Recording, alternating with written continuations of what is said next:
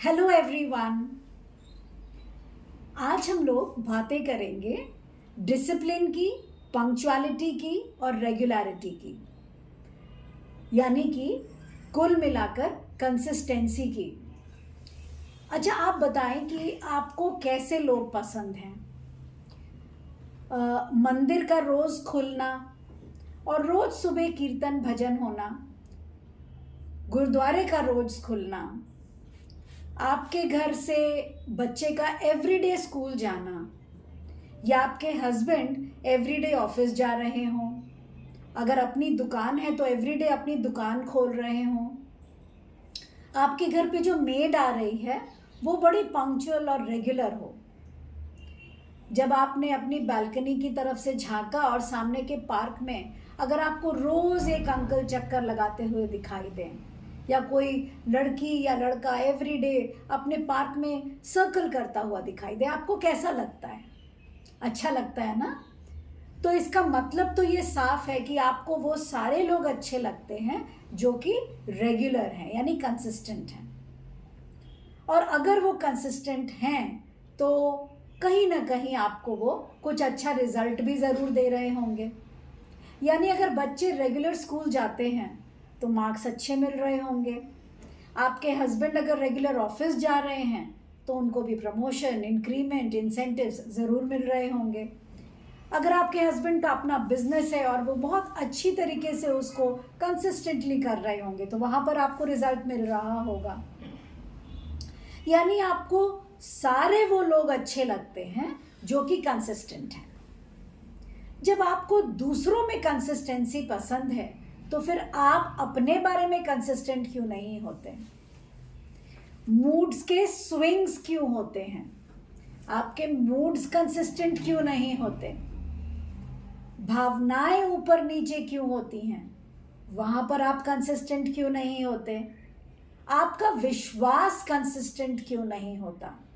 क्यों कभी कभी ऐसा लगता है बस बहुत हो गया, इतने दिन से एक ही चीज़ मांग रही हूँ लेकिन वो चीज़ मिलने का नाम ही नहीं ले रही, छोड़ो, मैंने मांगना ही छोड़ दिया।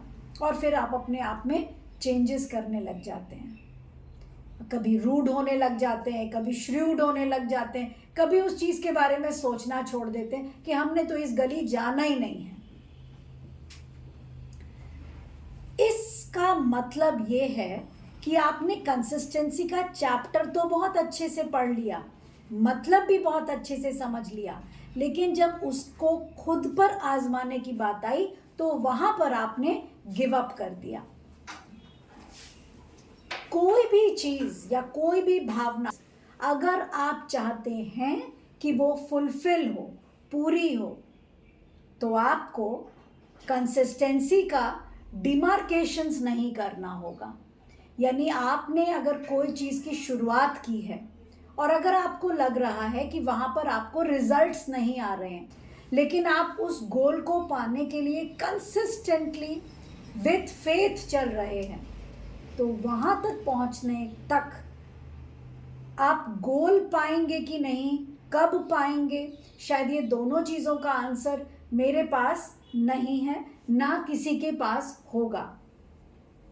मगर उस गोल तक पहुंचने का जो प्रोसेस हम कर रहे होते हैं, जो हम उसको पाने के लिए जो अपने आप में चेंजेस ला रहे होते हैं, वो आपको ज़रूर आज नहीं तो 6 महीने बाद या 1 साल बाद या 2 साल बाद एक अलग इंसान ज़रूर बना देता है।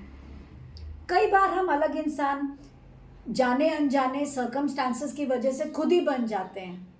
हमारे पास कोई गोल नहीं होता, कोई प्रोसेस नहीं होता, बस हम तलवार निकाले अपनी ज़िंदगी के जितनी भी परेशानियों हैं उनको काटते मारते आगे बढ़ते चले जाते हैं, और उस दौरान हमारे अंदर बहुत सारे चेंजेस आने लगते हैं।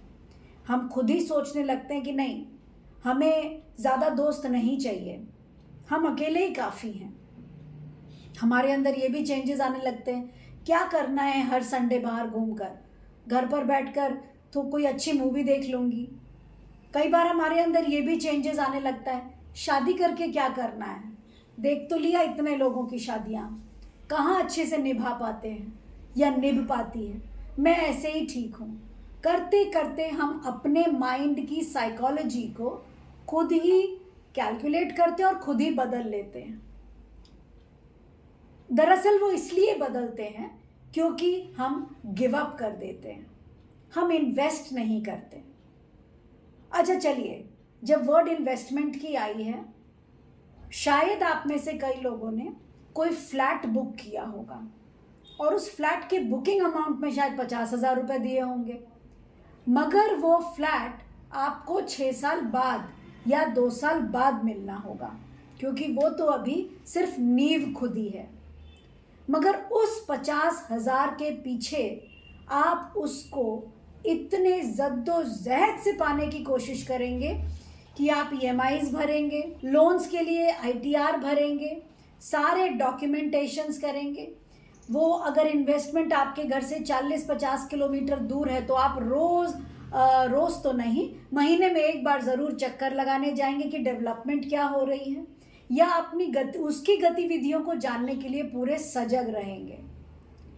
यानी कि इन्वेस्टमेंट वर्ड आपके लिए एक मॉनेटरी इन्वेस्टमेंट है।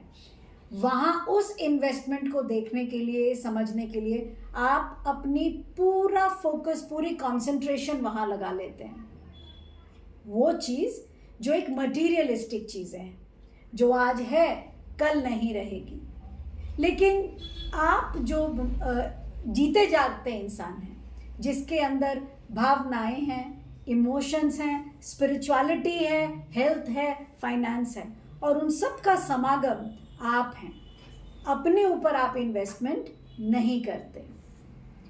तो जब आपसे पूछा जाता है कि आपने ज़िंदगी में क्या पाया, क्या बनाया, तो आप बहुत गर्व से के साथ कहते हैं, मैंने ये डिग्री की, मैंने ये वाला मकान बनाया, उसके बाद मैंने ये नौकरी की, फिर मेरे प्रमोशंस हुए, और इस तरीके से आपकी इंक्रीमेंट होती चली जाती है, प्रमोशंस होते चले जाते हैं, आप ग्रो करते रहते हैं। ये सारे ग्रोथ्स को आप अचीवमेंट्स बताते हैं कि आपकी अचीवमेंट्स हुई हैं।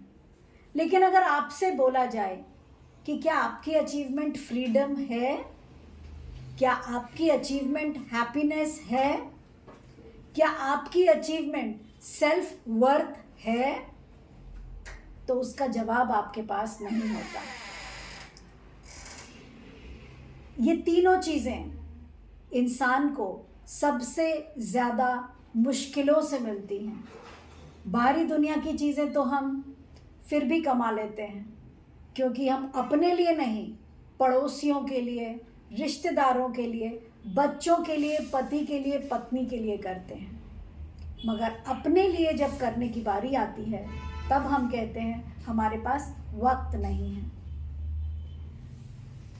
सो for today let's take one homework, and that is, आज आप अपने लिए एक छोटा सा कोई भी चीज़ हैबिट में लेकर आइए।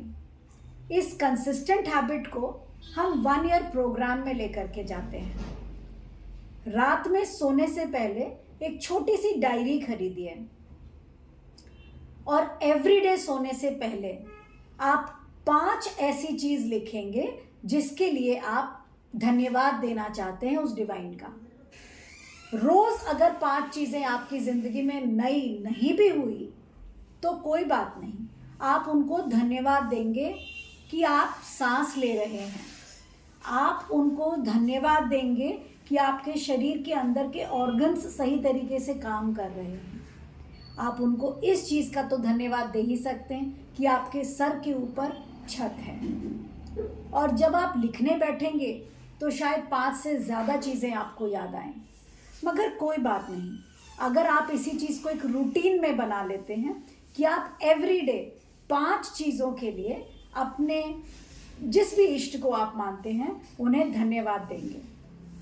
आपके साथ बातों का सिलसिला तो मेरा चलता ही रहेगा, और शायद मैं इस टॉपिक पर grateful and how to be grateful के ऊपर भी आपके साथ बैठकर चर्चा ज़रूर करूँगी। लेकिन आज की इस टॉपिक को हम कंटिन्यू करेंगे 365 days. There will be a lot of miracles that is going to happen, because lots of miracles are waiting for you. ये ग्रेटफुल वाली जो डायरी है, ये आप एवरीडे बनाएंगे, और एवरी डे आप 5 चीज़ें इसमें लिखेंगे। ये सिलसिला 365 डेज आप करेंगे। ये 365 डेज के लिए जो आपका एक ग्रेटफुल मिरेकल बुक बन रहा है, ये आप मेरे साथ ज़रूर शेयर कीजिएगा कि आप माने न माने, आप जितना ग्रेटफुल चीज़ों के लिए होते चले जाएंगे, आपके पास उतनी ही अंबार चीज़ें आने लग जाएंगी। मगर अगर आप अपना सीक्रेट कमेंट बॉक्स में लिखेंगे तो बहुत सारे और लोगों को आप इंस्पायर कर रहे होंगे, क्योंकि consistency and investment always gives you result no matter what, but one day you will become a new you. मेरे चैनल से जुड़े रहने के लिए आपका बहुत बहुत धन्यवाद। Do subscribe my channel and let's always be connected with each other. Thank you so much.